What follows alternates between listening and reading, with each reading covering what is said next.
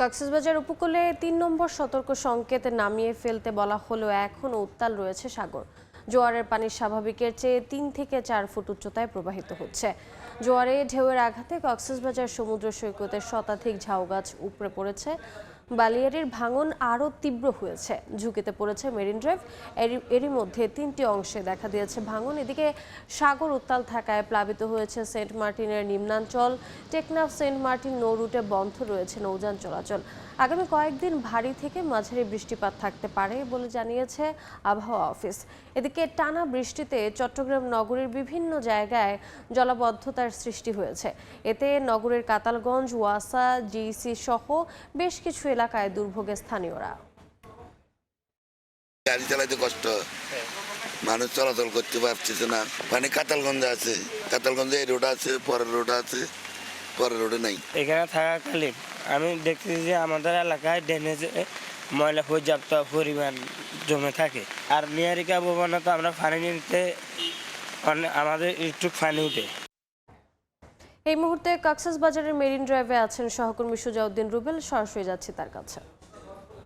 Marine ড্রাইভের যে ভাঙন সেটি তীব্র হয়েছে। গত ৩ দিন ধরে যে সাগরের উচ্চ জোয়ার, এই উচ্চ জোয়ারের কারণে কিন্তু কক্সবাজার টেকনাফ যে ৮০ কিলোমিটার মেরিন ড্রাইভ রয়েছে তার শেষ অংশে, যেটি 0 পয়েন্ট বলা হচ্ছে, সেই 0 পয়েন্ট থেকে প্রায় 2 থেকে 3 কিলোমিটার এলাকায় প্রায় 10টি থেকে 11টি পয়েন্টে ভাঙন দেখা দিয়েছে।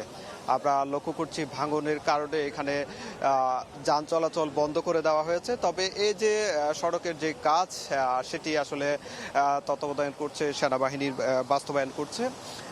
আমরা লক্ষ্য করছি এখানে বেশ কিছু গাড়ি রয়েছে, তারা আসলে ভাঙন ঠেকাতে যা যা করার সেই কার্যক্রমগুলো চালিয়ে যাচ্ছে। তবে আমরা যে পয়েন্টটিতে রয়েছে সেই পয়েন্টে আসলে দেখতে পাচ্ছেন সাগর উত্তাল রয়েছে। এই উত্তাল সাগর ঢেউ আঘাত করছে এবং জিও ব্যাগ দিয়ে যে ভাঙন ঠেকানোর যে চেষ্টা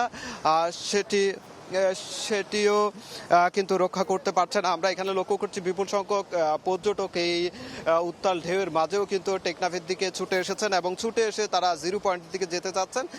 কিন্তু সড়কে যেহেতু যান চলাচল বন্ধ রয়েছে, সেই ক্ষেত্রে মানুষজন যেতে পারছেন না। তারা অনেকটাই তারা গাড়ি ঘোড়া করে আসলে এখান থেকেই আবার পুনরায় কক্সবাজারের দিকে চলে যাচ্ছে। আমরা সেই দৃশ্যটি আসলে লক্ষ্য করছি। তবে যে ভাঙন, সেই ভাঙনটি আসলে যে গতকাল উপজেলা প্রশাসন থেকে শুরু করে সড়ক ও জনপথ বিভাগ তারা সেটি পরিদর্শন করেছেন এবং আমরা প্রাথমিকভাবে যে জিও ব্যাগ ফেলে যে ভাঙন রোধ ঠেকানো সে কার্যক্রমটি করছে সেটি আমরা লক্ষ্য করছি।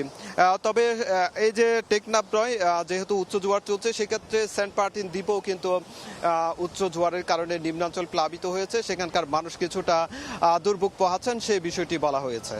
তো এই ছিল আমার কাছে টেকনাফ থেকে সব শেষ। সরাসরি যুক্ত ছিলাম কক্সবাজারে।